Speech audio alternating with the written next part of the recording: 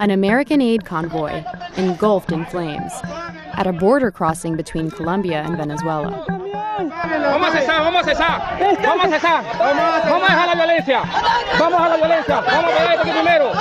The scene has become a critical flashpoint in the political and economic crisis gripping the country.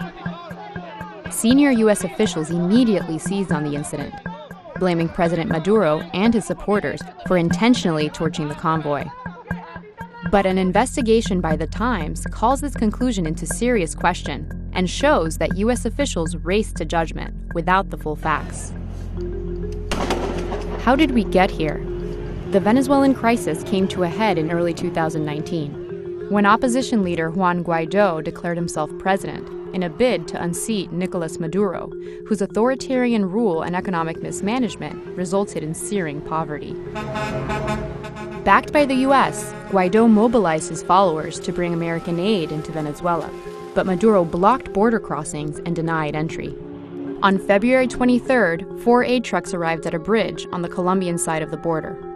Guaidó supporters cleared a path and drove the trucks toward Venezuela.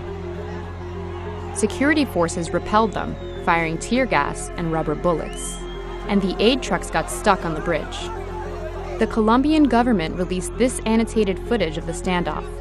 They circle the Venezuelan police near the trucks before the fire breaks out. The implication appears to be that the Maduro regime caused the fire. But note the timestamp in the footage they circulated.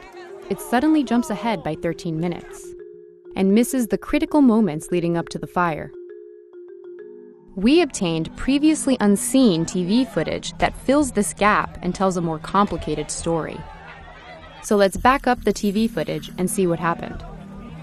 A small group of protesters starts throwing rocks and Molotov cocktails. We'll focus on this one protester. Here we see him throwing 2 Molotovs toward police. Let's look at this scene again. 4 trucks are stranded on the bridge. The protester approaches from here, behind the 3rd truck. He launches 1 Molotov, but the second one separates, and the burning rag veers off toward the trucks, not the police. Let's fast forward a little, and we'll synchronize the security footage. We can see that a fire has taken hold on one of the trucks. This is just 30 seconds after the burning rag landed in this area. This sequence of events shows the fire was most likely started by an errant Molotov, not by Maduro's security forces. In minutes, the cargo is ablaze.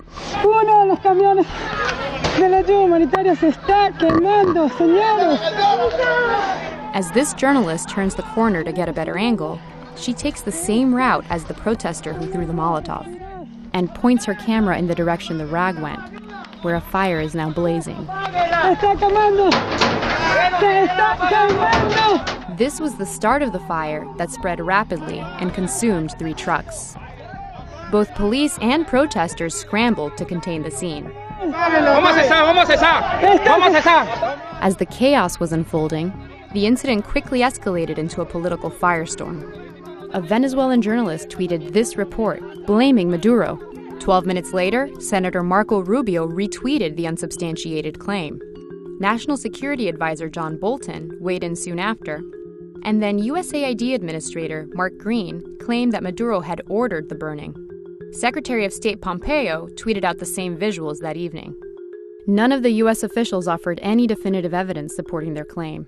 They doubled down on Sunday talk shows. There's a sick tyrant, Maduro, who's denying food to starving Venezuelans and medicine to sick Venezuelans, burning trucks with... This is the worst of the worst of a tyrant. And officials continued to cite the burning trucks at the UN Security Council. Armed gangs, thugs and criminals released from prisons were mobilized to control the border. Their actions led to the burning of humanitarian assistance rather than its protection. It's true that Maduro has a horrific human rights record, and that he deploys armed gangs called colectivos to terrorize the opposition. But in this specific incident, our analysis shows U.S. officials use unverified claims to spin their side of the story. Officials we contacted either did not comment or failed to provide evidence supporting their claims. What happened on the bridge is a classic example of how misinformation spreads online.